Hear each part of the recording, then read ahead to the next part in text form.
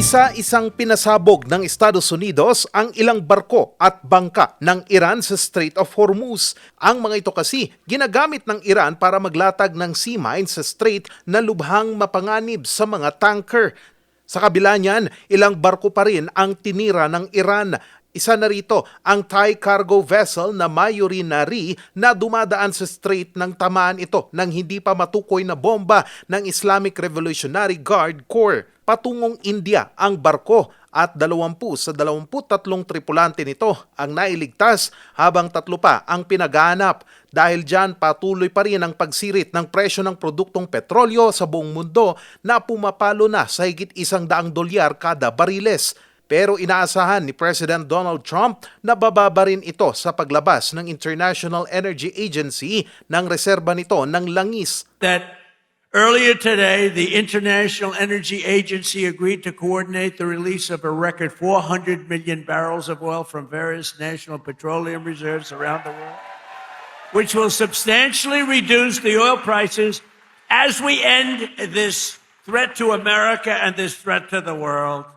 Sa patuloy na pag-atake ng Estados Unidos at Israel sa Iran, umakyat na ang bilang ng mga nasugatan at nasawi. Sa huling tala ng Iran Red Crescent Society, pumalo na sa 1,332 ang nasawi habang nasa 12,000 naman ang nasugatan. Karamihan sa mga ito ay mga sibilyan. Sa Tehran, ni-rescue ng Iran Red Crescent Society ang ilang sibilyang natrap at nasawi matapos tamaan ng airstrike ang gusaling ito sa Resalat Square.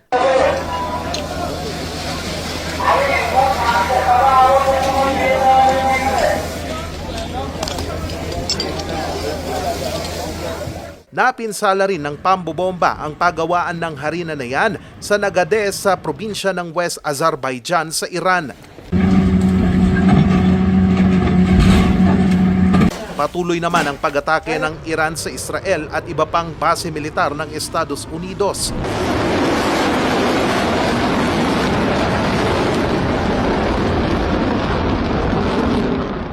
Ang Millennium Tower sa Manama, Bahrain, tinamaan ng Iranian drone. Isa ang nasawi habang 8 ang sugatan.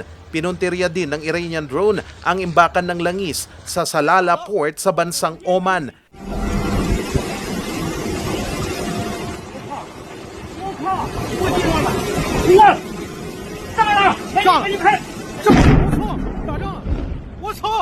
Ito'y kahit pinapanatili ng Oman ang pagiging neutral nito sa nangyayaring sigalot.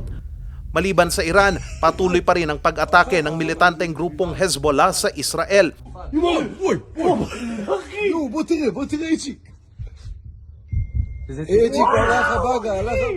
Isa sa kanilang mga binomba ang satellite at radar station ng Israel sa Ha'ela malapit sa Beit Shemesh.